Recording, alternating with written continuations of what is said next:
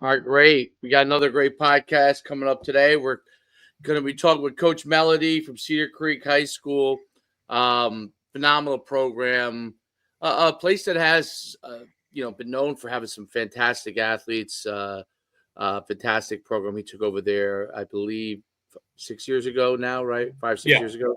Yep. And they've been in the state championship game. They've had some great runs. And he's done a fantastic job as head coach there. Coach, if you could kind of go into your coaching background and we'll dive into it from there. Yeah. Thanks for having me on, guys. I played quarterback at Union High School. I ended up getting recruited to go to Montclair State University, so I played 4 years there. And that's where I got my coaching start. So when I was done coaching, Coach Iancola, immediately said, we think you should get into coaching. We'd love to have you guys here. And obviously, I had a 5th year of school. So it was easy for me to say yes. I ended up working under Coach Josh Resto, who's actually at Ramapo High School now. Does a great job. I believe he calls the offense, but phenomenal coach. Learned a lot from him. I was an assistant wide receivers coach in my 5th year. And then after that, Coach G moved me to the defensive side and maybe the defensive backs coach, which at the time I wasn't thrilled about, just because I didn't have much of a background in coaching defense. But when I look back on it, probably was the best thing for me as a coach and learning the other side, and especially for who I learned under in Coach Agresta, who did an unbelievable job, honestly taking me under his wing. And I'll get into that in a little bit. But then I became the wide receivers coach the next year. And after that, I went back to where I went to high school. I went to Union High School, and I was the offense coordinator and quarterbacks coach there for 6 years until 2019. And then in the COVID year, 2020, I got hired at Cedar Creek, and I've been the head coach there since. Fantastic. And that, South Jersey football, that's one of the bigger programs. What was it like? That was probably a pretty big move, like making a move from up north to down there. What was that like for you? Yeah, and if in hearing, where I coached, the 2 spots that I coached at are 2 spots that I played at. So there was so much familiarity with what I was doing. So, like I said, I played at Montclair State, and then I coached there, and I played at Union High School, and then I coached there. And when I made the move, I didn't just make a small move. I went 2 hours down the Parkway. Which was huge, and it was something that I had to think long and hard about in terms of, am I going to do it? But you look back on it, it's the best decision I ever made in my life. I wanted the experience as a head coach. I wanted to do it. I felt like I was ready. It's funny. When I took over the program, I gotta be honest with you, I was not too familiar, obviously, with Cedar Creek. And especially at that time, North Jersey, South Jersey football was completely separated. Really, we didn't pay much attention to each other. Now, obviously, with the state championship games, I think everyone has an eye as to what other teams are doing. But at that time, I didn't know much about Cedar Creek High School at all, and I knew that they were good. I knew that they had some really good players there. I wasn't familiar with their coaching staff, and when I got there, the guy that I followed, and he's a guy that I still have a great relationship with. His name's Tim Watson. He was essentially a legend there.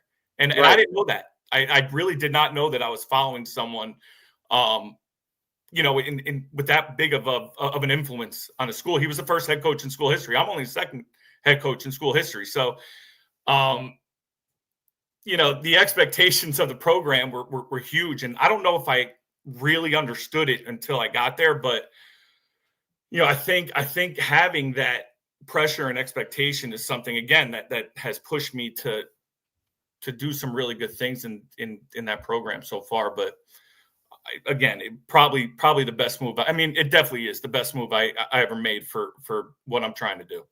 Who's the principal at Cedar Creek? Scott Parker. Scott Parker. I know Scott Parker. Yeah. I played with him at UConn briefly. Awesome guy. Awesome guy. And a football guy. Guy. And again, that really played a huge part in terms of me taking the job. The administration is unbelievable at Cedar Creek, and we prioritize athletics. Obviously, the academic side is huge as well. But we really do prioritize our student athletes, and it's been awesome. That's really great. Yeah. Was Cedar Creek originally with Egg Harbor? It's in the Greater Egg Harbor School District. I'm saying it's a newer school. Were they originally combined with Egg Harbor? It was with Oakcrest and Absegami. So the Egg Harbor City Ah. kids were either going to Oakcrest or Absegami. So now the third school, and it's all one district. So it's 3 It's schools all one in district. Yeah. Very, very cool. So, so from North Jersey to South Jersey, what were some of the differences you found as far as like football approach to football? Is there any difference? I don't know.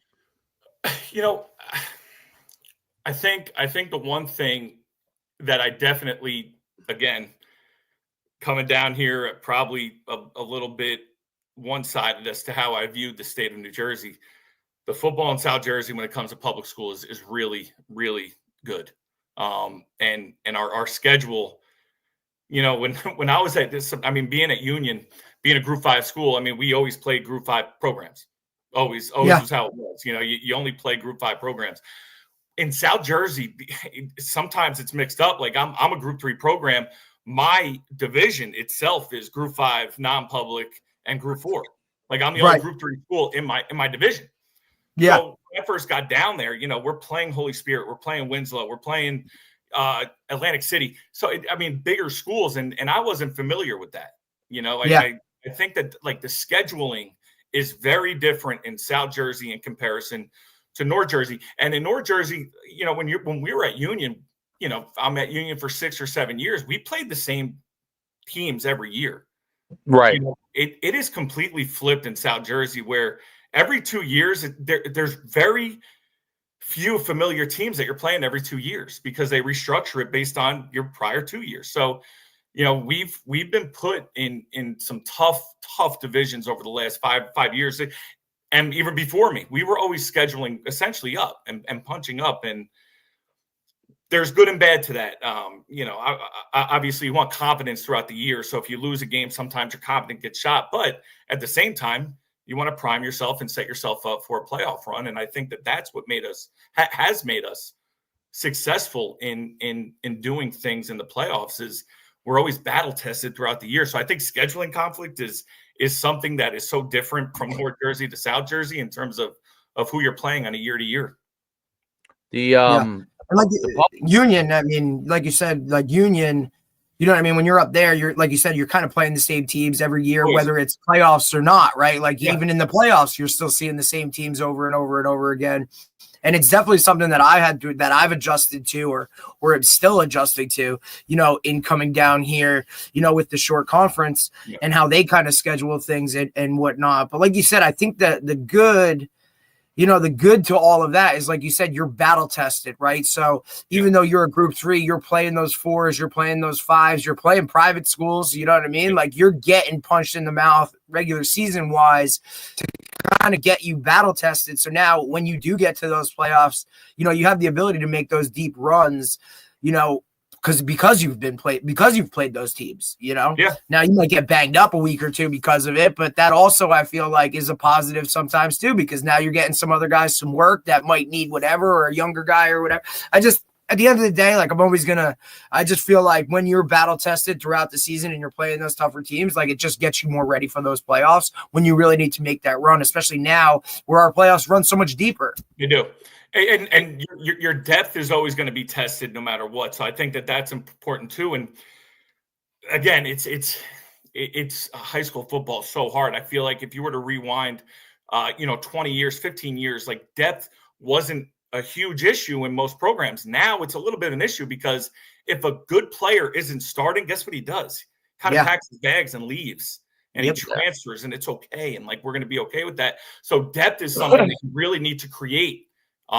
It is. It's an uphill climb sometimes. And yeah, I mean, in 21 when we ended up, you know, winning the championship, we played 4 state champions throughout that year, which I think was something that was impressive. I think Winslow won the Group 4 title.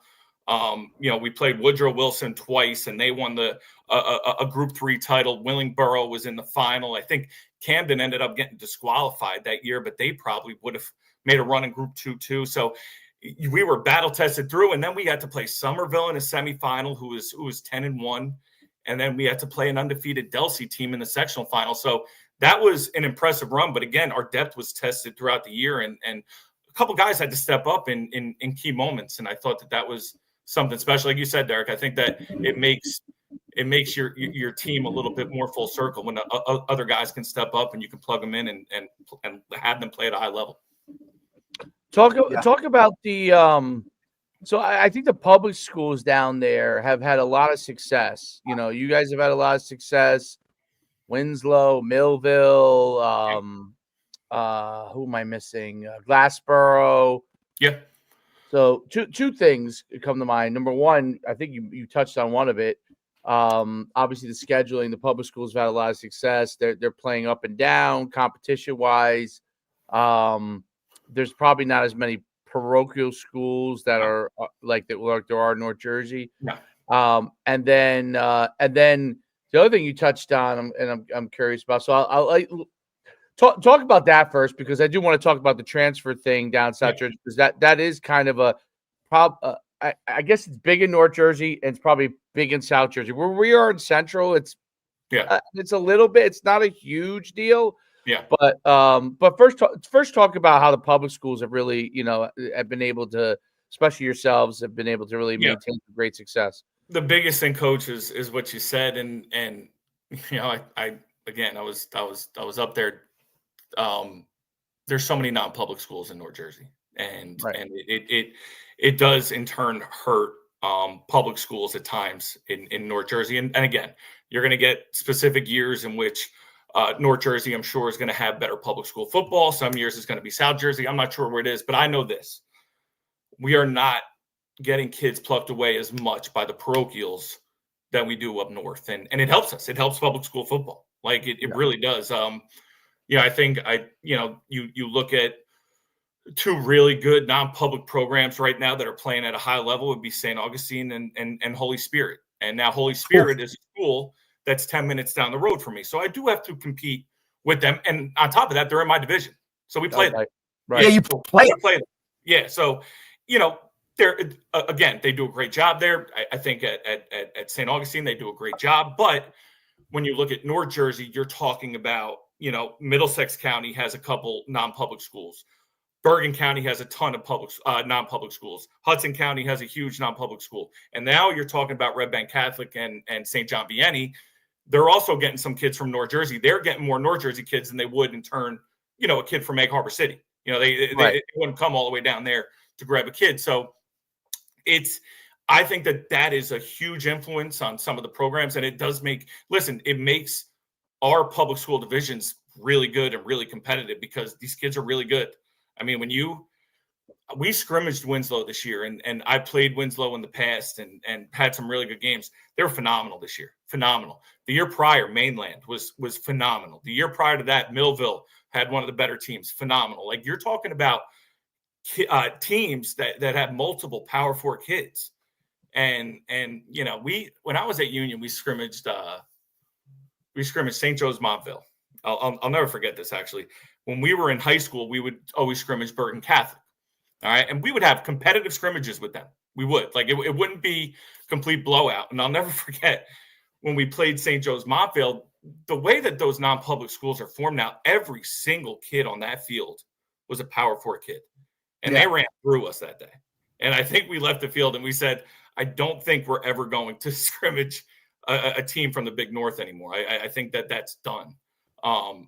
There's just so many very good players. And what I'm saying is the public school teams down south, they kind of have the makeup of that now. If you were to look at Winslow this year and the players that they had, there was a ton of Division I kids. And you rewind in the past couple of years of some of the top South Jersey teams. I mean, you're going to get the same thing. In 21, I was talking about it the other day. In 2021, I had 4 Division I wide receivers playing at the same time. Yeah, it's a lot. It's a lot to have. And I think it's different too, bro, because like you said, when you're looking at the makeup of it, and we talk about it all the time, obviously, because, all of us are North Jersey guys, right? Like we came from that, and you just see how, each of those schools, get those kids and how their teams are made up and the dynamics of it. And look, I coached at one of them, and it's not a bit, to me, it is what it is, right? It just kind of is. But you coached at, Union High School, a monster Group 5 program with a history of putting guys at the Power 4 level, right? And you still lost kids, right? Yeah. So you look at it this way too. Now you make that shift down to South, where there's not a lot, like you said, of those private schools. So even the kids that are leaving, there's still a huge Rolodex of high-level players that are playing at, these public schools, which now just takes this public schools, and now they're just as good and they're able to compete. Yeah. And I think that's a huge difference. It's just a sheer numbers game. You know what I mean? Like, now look, you had a couple more private schools down South Jersey, and now all of a sudden, now the public school is going to, now the same thing's going to happen, right? But it's not 100%. Like that down there. And we talk about it all the time too. There's a lot, the regionalized school is a bigger thing in South Jersey, where you have high schools pulling from multiple towns, whereas up north, like, one town, one high school is what it is. You know what I mean? Yeah. Like, I think that adds a little something too, where you get to pull from bigger areas of just, and it comes down to just numbers, right? Like, the more numbers you have, the more opportunity you have to get players that are a higher level. It's just how it works.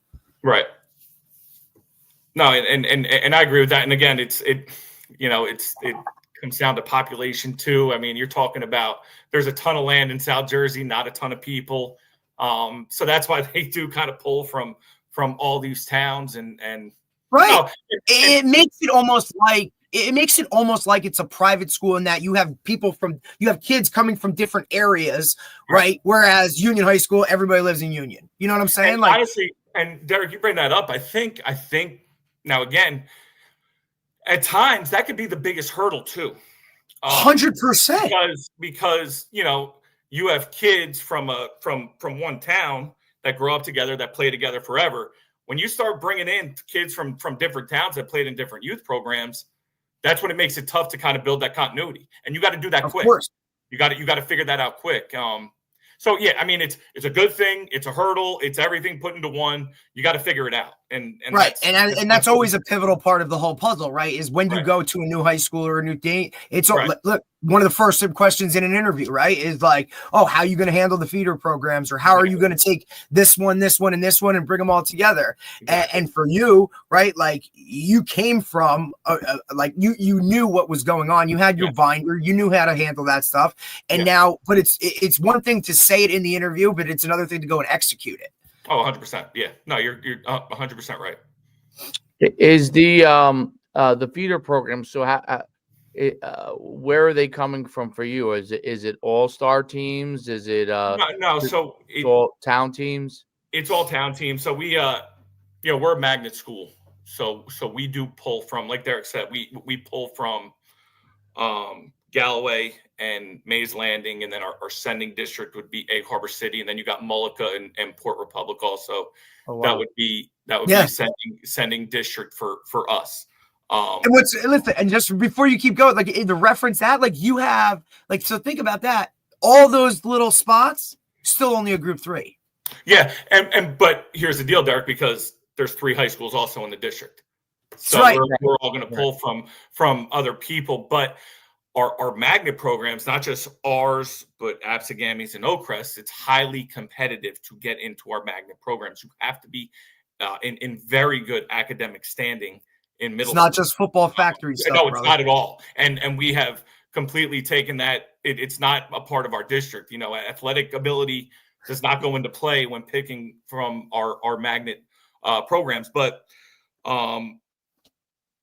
we have Galloway Renegades, Egg Harbor City Crusaders, Mays Landing Lakers, and the Hamilton Knights. Those would be the 4 youth programs that we pull from. And all 4 do a very good job of developing their kids and doing it the right way. And all 3 high schools are trying to dig at them and trying to get as many kids as they can. So again, definitely had a benefit of doing it, but it's not easy to get all the kids that You want into the program, into the school, and that's a hurdle in itself. So, if when I have a youth camp, if I could talk to fifth graders, sixth graders, I tell them, make sure if you ever want to come to school here, make sure you're doing the right thing in the classroom and you're getting good grades, and your teachers are you're respecting your teachers, things along those lines, in order for them to have a chance in getting into our school. No doubt about it. Really interesting stuff.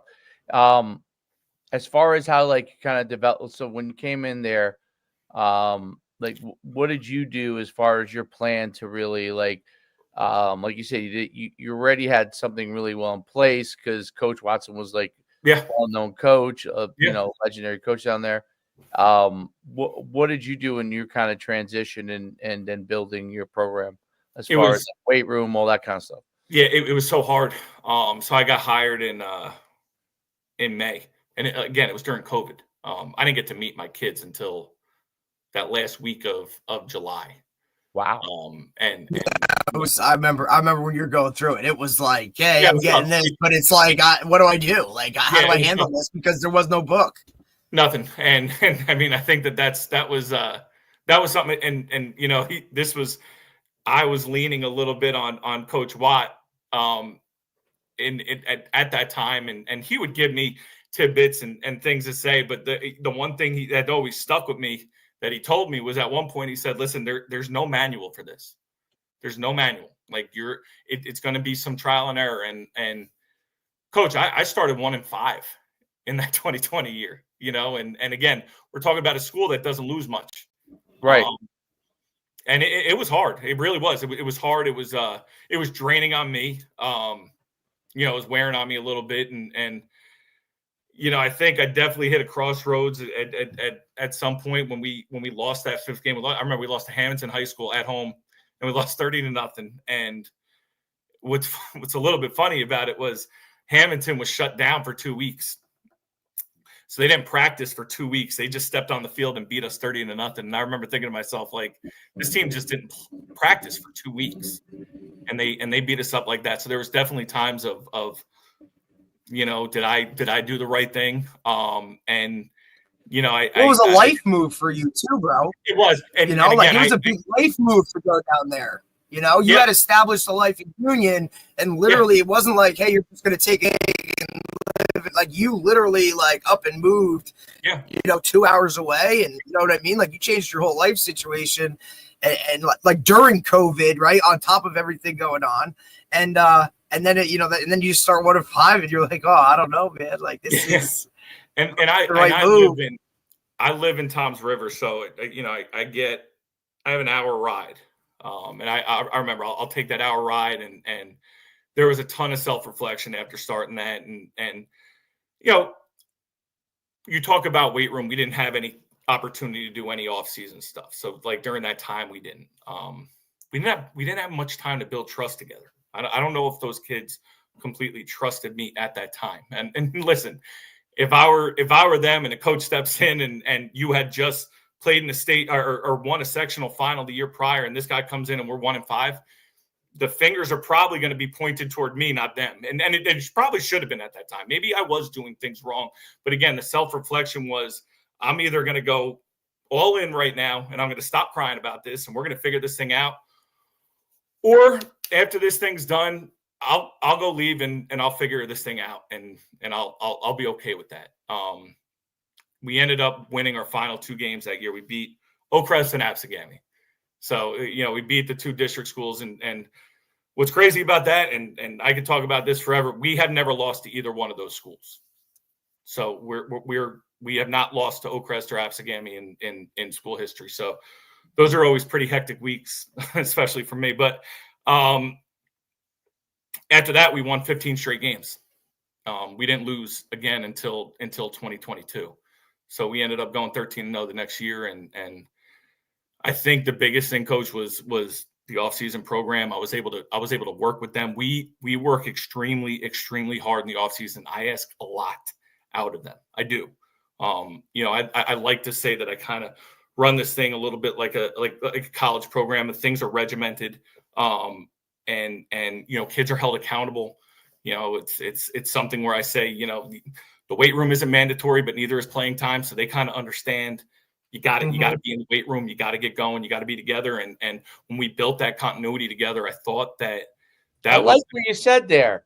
That's a really smart way of handling it, because there's always I don't mean to interrupt you. I'm sorry. I'll let you finish your thought. But, and we've interviewed a lot of people. So, it resonates with what we've just dealt with. You know what I mean? Like who we just had on certain people where, the question is always, how do you get guys into the weight room where most of the administrators don't want you to make it mandatory? That's a great way to handle it. Yeah. Weight room isn't mandatory, but neither is playing time. I love that. I'm writing that down. And here's the thing, Coach. I take attendance every day. I hang the attendance log on the board after every week, so they know. It's posted, and I'm an open door kind of guy, like in terms of parents, and I love having conversations with them, and not to be combative with them, but just to have conversations with them. And again, those are here's the deal: if a kid is not playing and he has 100% in the weight room, maybe they do have a grade, and I'll say, listen, there's things that he has to do on the football field a little bit better. But if a kid isn't playing and he's a 25% guy in the weight room, I'll say, listen, unfortunately, the people ahead of him put a little bit more into this program than they did, than your son did. So those are the things that it's about holding the kids accountable. And I think that they want that. They want structure. Kids want structure. And as much as they kind of combat it sometimes, and they want to, if you could put a structured program together, they're going to follow it and they're going to understand it. My group has done an unbelievable job in doing that. So it really was the biggest piece, I think, in terms of getting this thing back in the right direction. I mean, that season was great. And then, we've doubled up and done some really good things since then too. So I think we're going to continue to just progress in the right direction. And I have a really talented group right now that I'm excited to get to work with. We should have got to work today, but we had a snow day, but tomorrow we'll start kicking this thing into high gear. That's you guys have a lot of snow already, huh? Yeah, we have a decent amount. We're not getting shit. They're getting. I have it's snowing now, but it's not snowing by you right now, Derek. Yeah, it is, but it's not gonna. We ain't getting what they're getting. Those guys down there are gonna get. Yeah, we got a lot today. You got a lot. Okay, yeah. We're right on the it's right there. It's on that fridge right there, because our guys were talking about this morning. We had our banquet yesterday, and it was hey, 5. We're back to 5:30s tomorrow morning. Guys were jazzed, but we're gonna have a snow day. You ain't gonna have a snow day, dude. You'll be there. Believe me. If anything, you'll be all right. So they were all jazzed about that. But it's listen, man. Like I said, it's one of those things too. And look. We played for a guy whose the structure was the structure at Montclair State, and it was established for us. Look, and we both came from prominent high school programs as well. You knew what you were getting into, you knew how things were supposed to be, and when you won, it was done this way, and when we didn't win, it was done that way, right? So you had that mold going into it. It's just a matter of putting your own spin on it, and then getting those guys to buy into your way. And like I said, there is so much more that happens in the off season that a lot of high school teams just really don't. I don't know if they really grasp how much and how pivotal that is, because it's not mandatory to be there and do that. Right. And the more you can squeeze into that summer is kind of everything you have. But when you get a group that buys into it on the regular, even with guys playing multiple sports, right? Because you're always pushing multiple sports, but still, football still needs to resonate, and there still needs to be that level of accountability even in the off season. And when you get all of that working, now you just continue cooking with gas. And I think that's the most important part. A lot of guys kind of miss out on that because, maybe they're coaching other sports or maybe they're doing other things. You know what I mean? Right. So I think that's one of the things, the biggest difference from going from North Jersey coaching to down here was that, a lot of guys up north, that was all they did. And football was it, right? Whereas you came down here and you started guys when it was the off season or something, they kind of ventured away. It was almost more of a hobby-ish type gig rather than no, this is all in all the time if you want to be great. You know what I mean? Right. So I think that's something you've grasped. And I think the kids have bought into it because like you said, they want structure. They do. And I mean, I've been asked to coach, other sports. I have a baseball background. I've been asked, and as much as I would love to do it, I'm like wired to be with my kids all the time. Like I really am. Yeah. And it's not something that, I'm going to sit up here and say I agree with or disagree with, but football is 12 months now for these high school kids, man. Like they got to be in the weight room. They got to be doing something. And even my off-season kids live with me in the morning. So I'll get my other athlete, my multi-athletes, they'll live with me in the morning. And after school, my off-season athletes will live too. So, I mean, it's turned into something where if you're not doing it, someone else is. And I never want to be in that situation. I would like to be the most prepared person that we can be. And I think that, again, I think every coach is always peaking because with social media, like, and I do it too. I'm guilty of it. Teams are filming their workouts and stuff. You're always like looking like which team is doing this, which team is doing that. But if you're just hyper focused on your group and what you're doing, I think that you'll be fine and you'll get your guys going in the right direction. Mm-hmm. Yeah, I think that's super important. Being able, it's great that you have guys that really, you've got that program humming and they're dedicated to working out and they want to be there.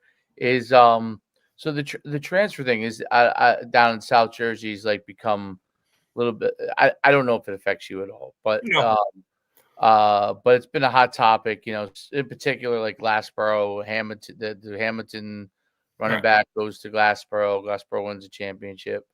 I'm sure it's happened. He's just a higher profile kid. I'm sure there's other kids, obviously, right, at different schools. Is that become like a thing that happens a lot? Like, or are people reaching? I don't know how that works down there. Especially in public school, it's always confusing me how that works in public school because of when you have to pick up and move. But I don't really know. So I think it's all situation based. Okay. I don't know what every player's situation is. I don't want to throw dirt on a kid's name for leaving. If there was I think the biggest thing that I think that the perception would be a kid's transferring because he's crying about playing time or he doesn't like the coach, or he's transferring because he doesn't think that the kids around him are good enough and he wants to go to another program. I think that that's the easiest perception for everyone to take. And I'm sure it does happen. I'm not going to sit here and say it doesn't. I'm sure it does happen, but I think it's going to be all situation based. I'm not going to sit here and say I agree with it. I think, as a public school coach, you're going to get what you get, and you got to try to build a culture that's going to keep you successful, to have sustained success. And some years it's going to work really good, and some years you're going to have a down year, and you're going to live with that, and you're going to get better from it. You're going to learn. But sure, I mean, coach, it's running rampant everywhere now. Like it is. Like, I mean, there's so much I could say about it, but I think that every situation is going to be different. So I don't want to, say something bad about a kid that, maybe. No, it's not about it. It's not about a kid. It's about, right. Just like in general. Coach, no, I know. And I get it. Like, and here's the deal. When I was playing in high school, it didn't really happen. You kind of knew who you were geared up to play every year. But now it isn't like that. It's not. Does that affect your depth at all? Like 100%. 100%. And again, I haven't had many issue with it. But it does. It definitely affects depth. I know that, and I think that that's every coach's worry. Right. Hell yeah.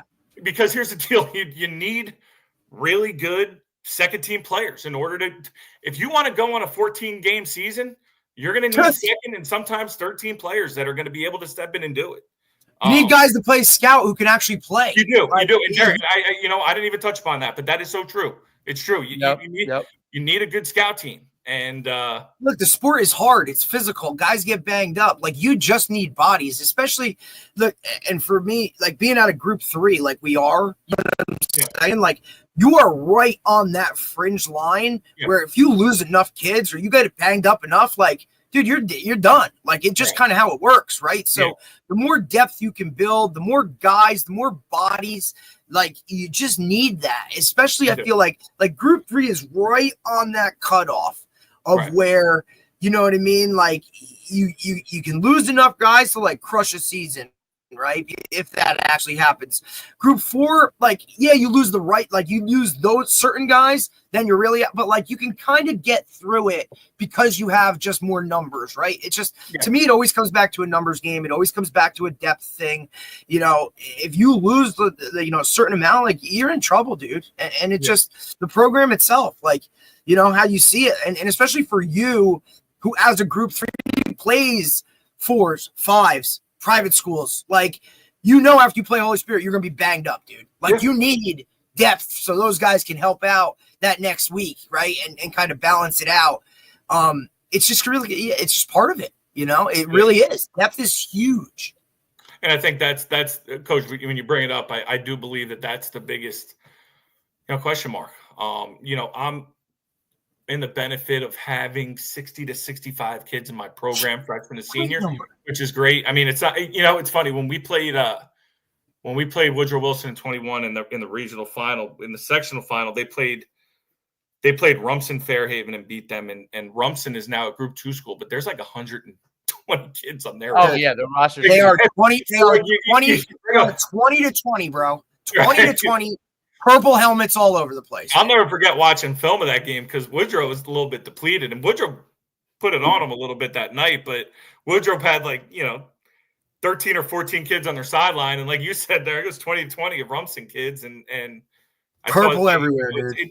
It's program based. It's not always group based. It's program based as to how many numbers you have, but we are in the bet. We've done a really good job of getting kids in and keeping them interested in what we're doing and making sure they're all part of what we're doing in building this. And Rumps is a different situation too because they have the ability to open and roll and so that I'm sure is helpful, and it's a mega high academic school for a public school.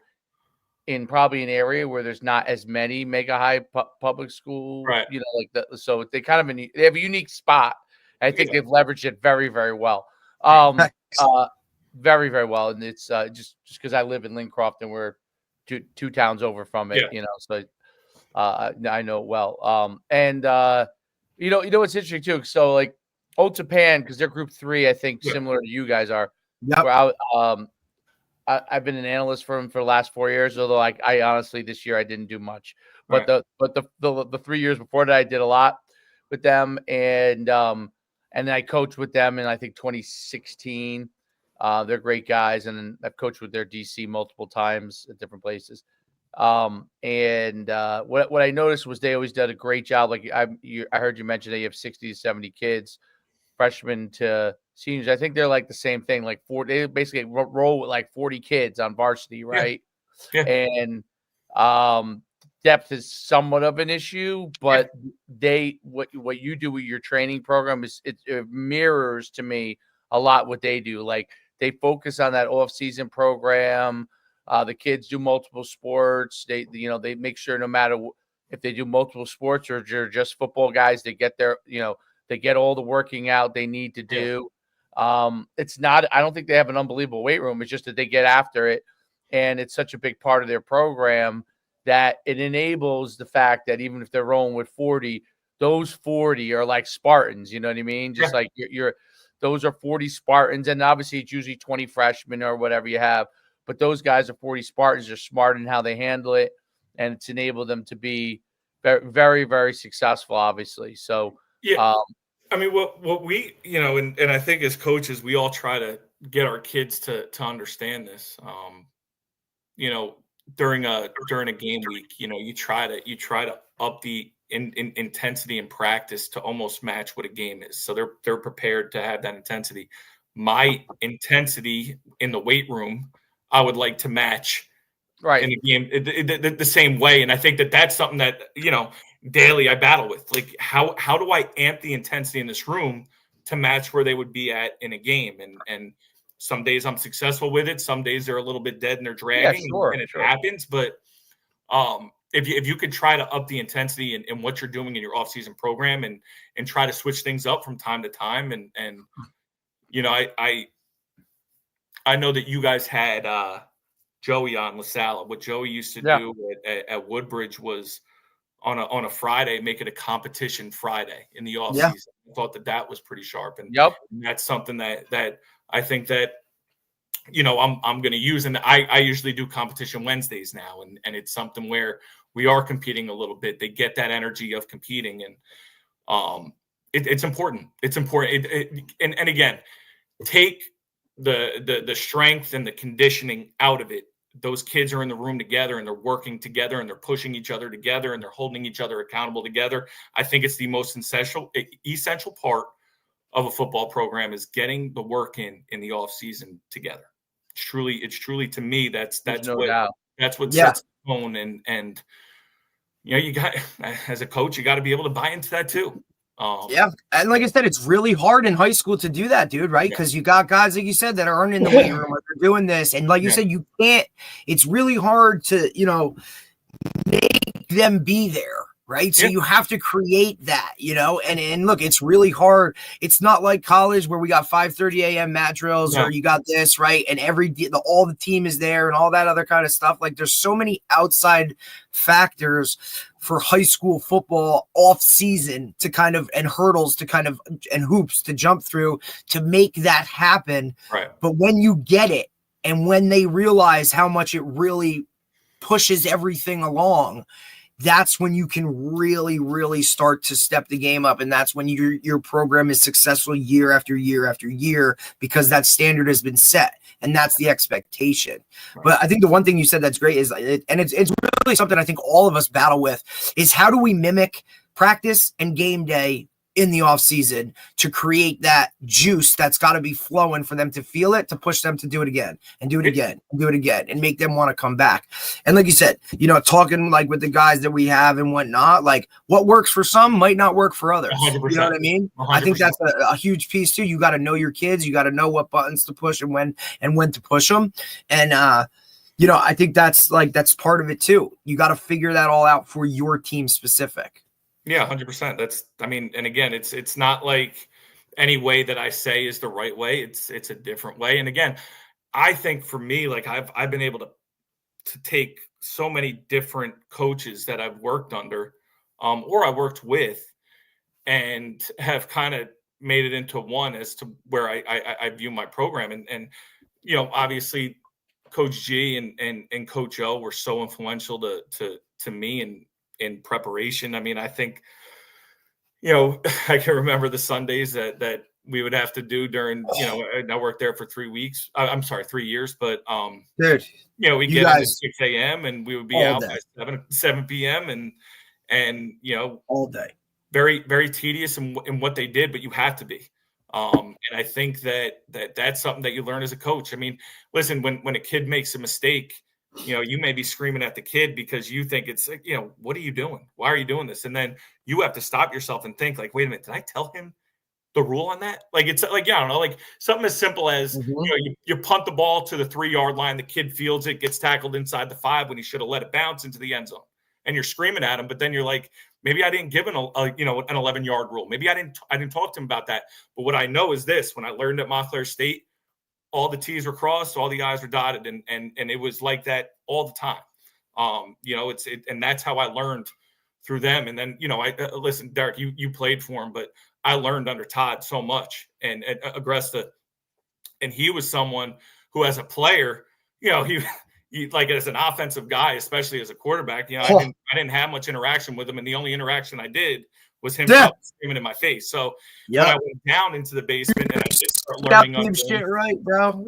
So when I did learn under him, I was anticipating getting that same guy, but what he did was honestly take me under his wing and teach me things. And he's probably the most prepared coach I've ever worked under. Ever. And he taught me so much about the defensive side of the ball and things that I never even knew. I got to work alongside Jay Scott. Jay was such a huge piece of me coaching, and I worked with him for a long time, and we worked together at Montclair State, we worked together at Union, and he was someone that's been so important to me. I worked under Lou Grasso, who ran a program the right way and always elevated a program and did things the right way, and learning from Coach Watson, learning from my assistant coaches who learned under Coach Watson. Like, it's everything mixed into one that I'm able to do. And like you said, man, sometimes I hear or see something that I like. Sometimes I hear or see something that I don't like. And I'm going to use some things. I'm not going to use some things. Whatever works for your program is going to work.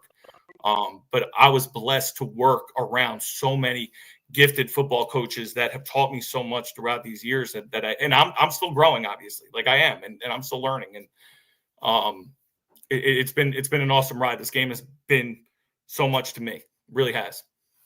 Yeah, it gives you the foundation to be able to go into your tool shed and grab the tools you need for each situation, which is really, really important. Because it's constantly, the game's constant. Amazingly, the game constantly changes. It's so interesting to me in football, like, because like the actual game, a lot of it comes down to blocking and tackling and in the fundamentals, but everything around it, from scheme to whether they allow transfers or don't allow, everything around it is like changing all the time. But actually on the field, no matter what scheme you're running, like if your team can block, tackle, catch, and run, you're probably in good shape. Win the line of scrimmage, you'll be in good shape. Buddy. That's what it comes down to. No doubt about it. Win the line of scrimmage, you'll be in good shape. No doubt. Well, Coach, it's been great having you on. I really appreciate you coming on, taking the time.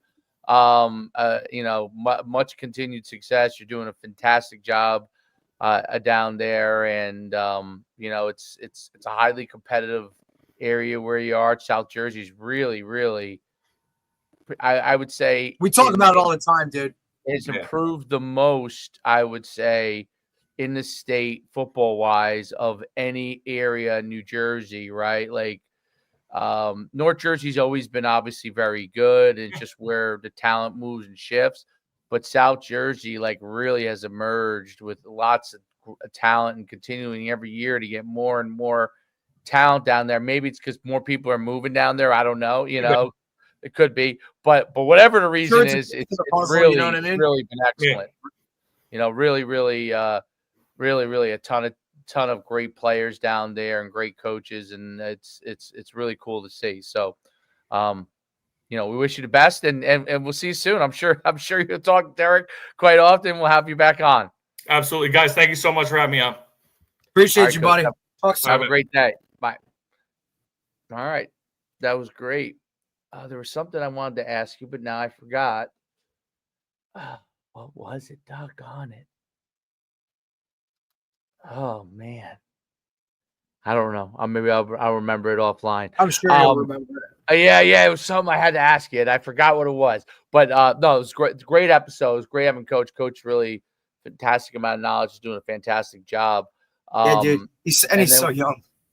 Yeah. Oh yeah. Well, he was your age, I'm guessing. Younger. No, he's like 4 or 5. He might be 4 or 5 years younger than me, so he might only be 33. Okay. Wow. Maybe like 34, maybe a little bit, maybe 34. But I like I said, I think it's like underrated how much like he really grasped like being a quarterback, spending 1 year at Montclair State as like helping out with the offensive side, and then going to the defensive side. You know what I mean? Right. To learn how to coach basically, and then go back to the offense. Like he'll tell you all the time, like he learned so much more coaching on the opposite side of the ball from whatever he was used to playing. Right? We've had a lot of guys reference stuff like that. Like that just adds a whole different viewpoint. What's that? When you coach defense and then you come over back to offense, I think that's you're like, oh, this is easy. You're like, yeah. They can't cover this. Like, they can't do that. Yeah. Like, if defensive guys only stay on that side, they don't really realize that on offense, like you realize, and once you coach on defense, you realize there's only so many things the defense can really do for the most part. Yep. And I can come up with answers. How you window dress it? I don't care how you window dress it. there's only so many things. Like that's why I always say, like people are like, oh, cover 6 is different than cover 3. But there's still 3 guys up top. Okay, so I get it. You go quarter, half. I get it. When this guy's rolled down. My concern for my quarterback is the middle of the field open or closed? At the end of the day, you got to figure out whatever happens before I snap, and you're going to tell me, right? Like at some point, you're going to tell me. You have to tell me. If you don't tell me, you don't have to, but okay. I mean, like a delay blitz is very good, and when you have teams that can do it, it's obviously effective. And in the NFL, you probably can do it a little bit more, and college because the kids are so fast. Like you could delay and get there still. In high school, come on. Only your best player in your whole team. And I know exactly which one of your players can and can't. The only guy can do it. Right. There's one guy that can do it. He's the fastest, most athletic guy. Well, that's why I thought talking to Gibbs last week was such a big thing. Like knowing where that guy is, okay, but now I don't know where the hell he is. That adds a little bit I thought that was very, very interesting because it's in defense. I think that's the thing that you're trying to figure out is how can I do something that they have no way to expect it, which is the thing that offenses in general look at defenses. Like I said, like for the most part, this is what they're going to do. So if you figure out something like that 3 safety defense and which really is like, if I were to like switch the name of it, I would basically call it like, it's almost like the free rover defense. You know what I mean? Like this guy dictates everything, but it's no matter what you call it, it makes it a little more difficult because you're trying to find out where the best player is, and he's not lining up in the same spot all the time, and he's all over the place, and you're like, that's really a headache for offenses because 100% he sacked you from the right last time, and now he sacked you from the left, and you're like, now he's coming from where? Where is he lined up now? Like, okay, we're just gonna read him. We're gonna read him. Like, well, where is he? I don't even know where he is. Almost no high school QBs, unless they really, really are exceptional. You could teach him, find where this guy is, and he's going to try and find where he is. But in the heat of battle, and clock's ticking down, and all that kind of stuff, it's harder to do. And that ain't something like, hey, it's halftime, let's make this adjustment. Like you're going to be able to just put it in there and figure it out. You know what I'm saying? Like that's if guys even adjust, for God's sakes. No doubt. All right, let me roll. We'll be good.